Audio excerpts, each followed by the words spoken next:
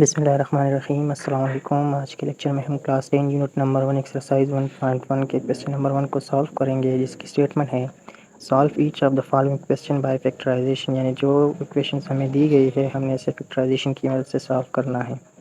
अच्छा, तो चले इस क्वेश्चन को सॉल्व करते हैं। इस क्वेश्चन को दोबारा लिखेंगे x² + 5x + 4 = 0। अच्छा, अगर इस क्वेश्चन की तरफ देखें तो ये क्वेश्चन क्वाड्रेटिक इक्वेशन की शक्ल में लिखा गया है।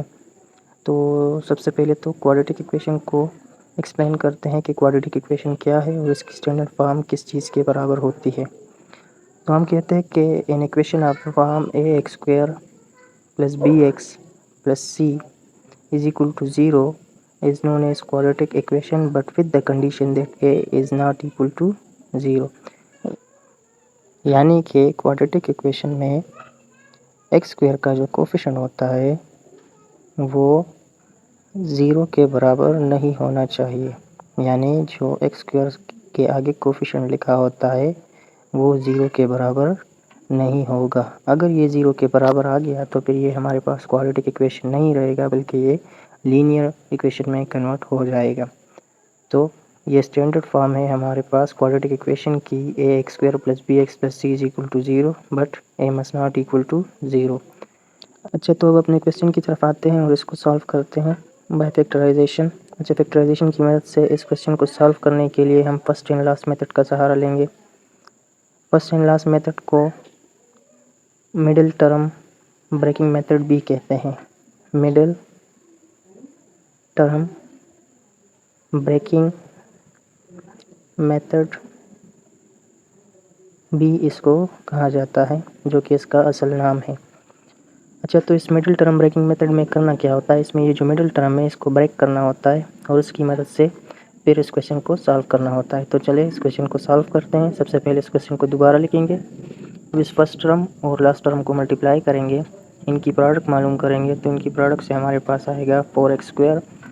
नेक्स्ट हमने ऐसे दो इनसे तलाश करने हैं जिनकी प्रोडक्ट से हमारे पास 4x² आता हो, लेकिन जिनकी सम से हमारे पास 5x आ जाए। तो ऐसे दो इनसे हमारे पास है 4x × x। अगर इन दोनों को मल्टीप्लाई करेंगे तो इससे हमारे पास 4x² आता है और इनकी सम से हमारे पास 5x आता है। तो हम लिखेंगे x² अपनी जगह पे +4 अपनी जगह पे। अब ये जो मिडिल टर्म है इसको ब्रेक करना होता है, इसी वजह से इसको मिडिल टर्म ब्रेकिंग मेथड कहा जाता है। तो 5x बराबर होता है 4x + x। तो यहाँ पे आएगा 4x + x। अब इसमें से कामन ले ले और इसमें से कामन ले ले, तो इसमें x कामन होगा तो हमारे पास आएगा x + 4 और इसमें 1 कामन आ जाएगा तो हमारे पास आएगा x + अच्छा x + 4 इज़ अगेन कामन, तो हमारे पास आएगा x + 4 × x + 1 = 0। अब ये दोनों फैक्टर 0 के बराबर है तो हम लिखेंगे x + 4 = 0 और साथ ही लिखेंगे x + 1 = 0। 4 को इस साइड पे शिफ्ट करेंगे तो x बराबर आ जाएगा -4 के। इस तरह 1 को इस साइड पे शिफ्ट करेंगे तो x बराबर आ जाएगा -1 के। x की हमारे पास दो वैल्यूज़ आ गई, x = -4 और x = -1। अच्छा, तो जो हमारा सोल्यूशन सेट है वो बराबर होगा -4 एंड -1, जो कि हमारा रिक्वायर्ड आंसर है। अच्छा, अब नेक्स्ट हम बढ़ते हैं क्वेश्चन नंबर 2 की तरफ, जो बराबर है x - 3² = 4। तो सबसे पहले इस क्वेश्चन को दोबारा लिखेंगे x - 3² = 4। अच्छा, तो ये क्वेश्चन हमारे पास a - b² फार्मूले की शक्ल में लिखा गया है, जो कि बराबर होता है a² - 2ab + b²। इस क्वेश्चन को x - 3² को हमने a² - 2ab + b² की शक्ल में एक्सपेंड करना है। तो यहाँ पे a की जगह पे x लिखा है और b की जगह पे 3 लिखा है। तो सबसे पहले हम a² लिखेंगे, तो a² की जगह पे यहाँ पे आ जाएगा x², फिर -2 अपनी जगह पे, a की जगह पे x आ जाएगा, b की जगह पे 3 आ जाएगा, प्लस b² की जगह पे 3² आ जाएगा = 4। अच्छा, अब x² अपनी जगह पे 2 और 3 को मल्टीप्लाई करेंगे तो 6x आएगा और +9 अपनी जगह पे = 4। 4 को इस साइड पे शिफ्ट करेंगे तो हमारे पास आएगा x² - 6x + 9 - 4 = 0। x² - 6x अपनी जगह पे 9 से 4 को हटाएंगे तो हमारे पास 5 आएगा = 0। अब ये क्वाड्रेटिक इक्वेशन की शक्ल में आ गया, तो हम क्या करेंगे, इसको फर्स्ट एंड लास्ट मेथड की मदद से हल करेंगे। जो फर्स्ट टर्म है और जो लास्ट टर्म है, एक्स स्क्वायर को 5 के साथ मल्टीप्लाई करेंगे, इसकी प्रोडक्ट हमारे पास बराबर आएगी 5x स्क्वायर के।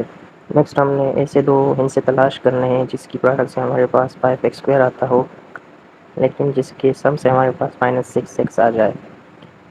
एक बात आप लोगों ने याद रखनी है, अगर क्वेश्चन में आपके पास सेकंड प्लेस पे यानी x से पहले माइनस आया हो, तो जो दो नंबर आपने उठाने हैं वो दोनों नंबर आपके पास क्या होंगे, वो नेगेटिव नंबर होंगे।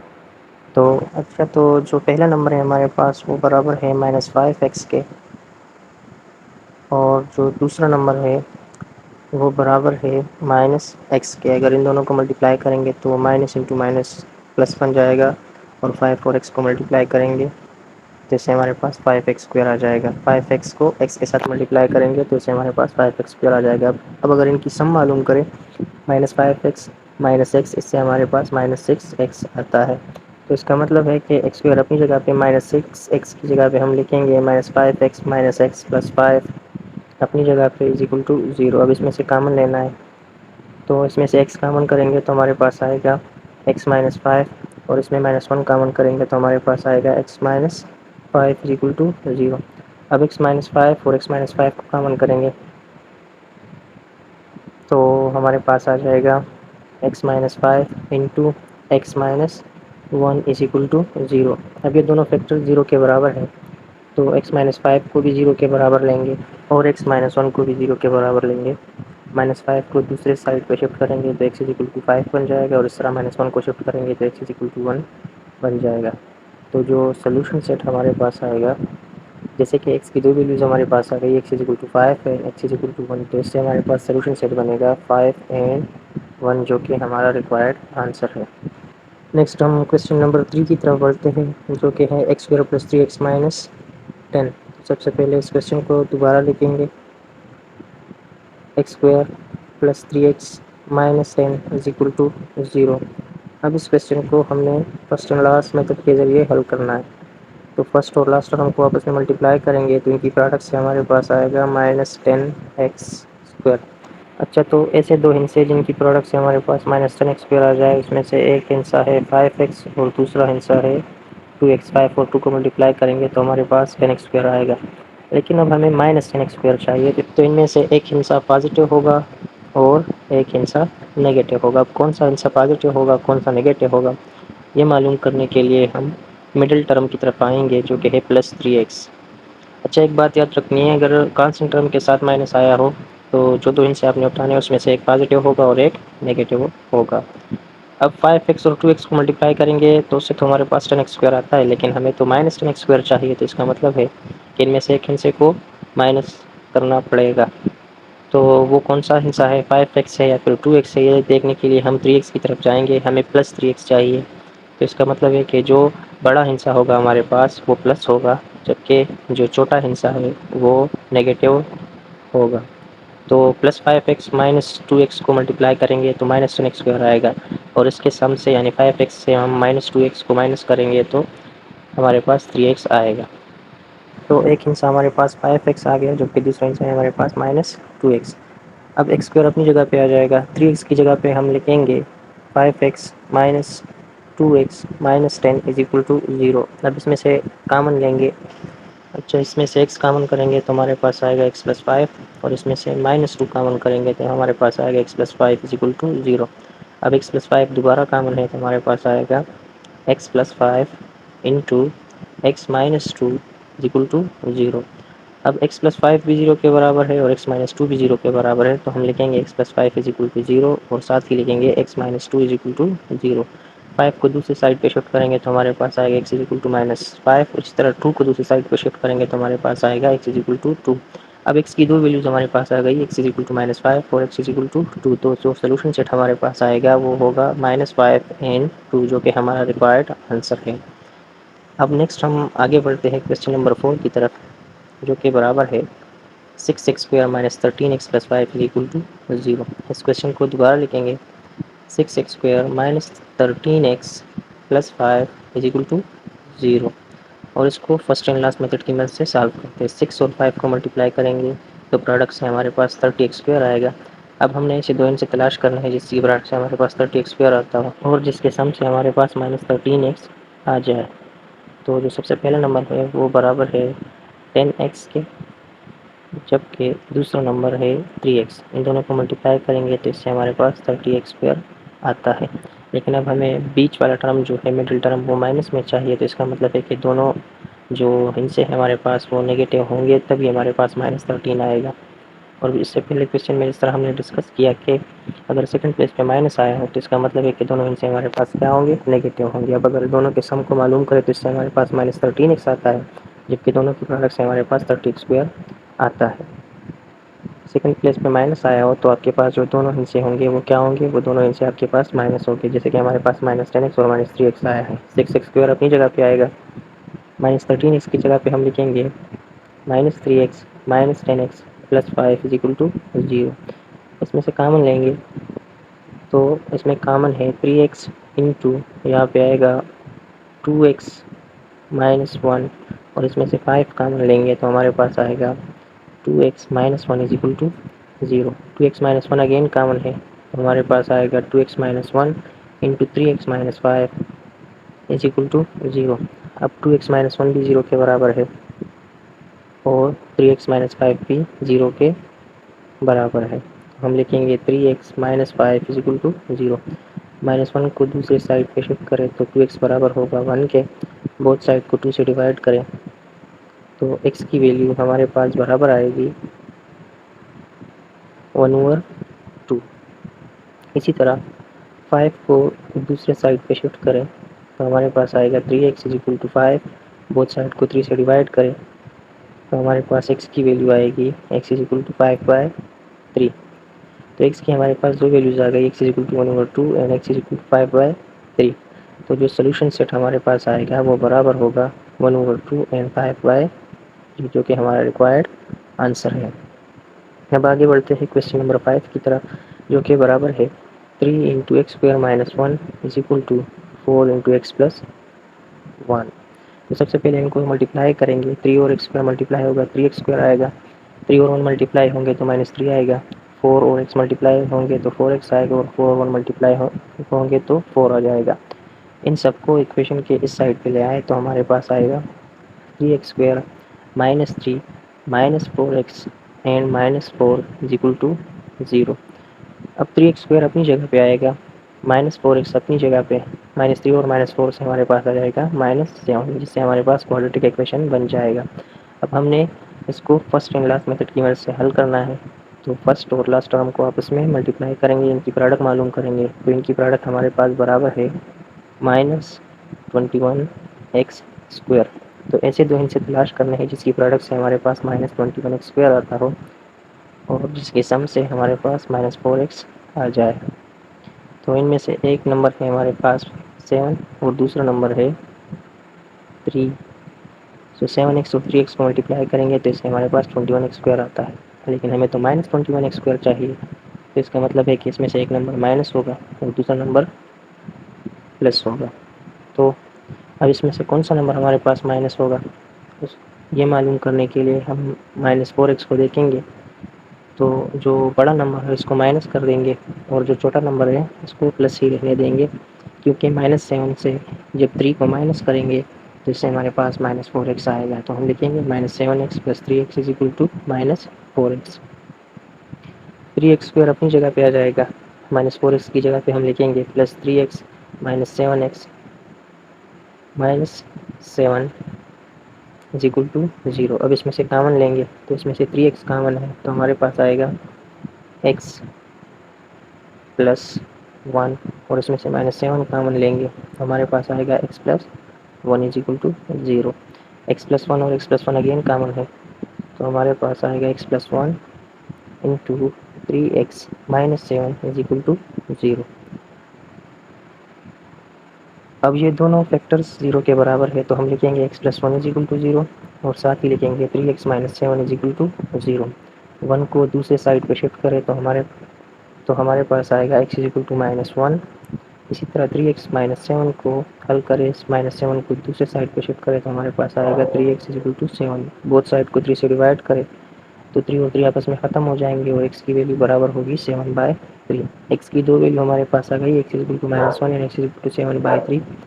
तो जो सोल्यूशन सेट हमारे पास बनेगा वो बराबर होगा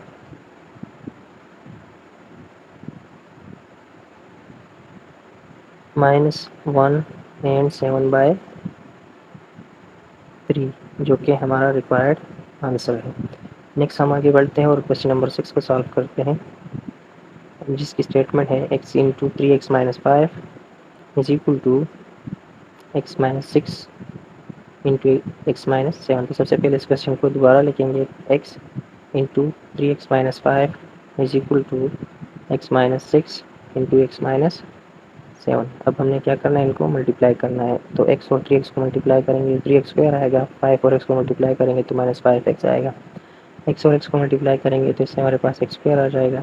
x और -7 को मल्टीप्लाई करेंगे तो -7x आएगा। -6 और x को मल्टीप्लाई करेंगे तो -6x आएगा, और माइनस इंटू माइनस प्लस 7 और 6 को मल्टीप्लाई करेंगे तो इससे हमारे पास 42 बन जाएगा। अब 3x स्क्वायर माइनस 5x अपनी जगह पे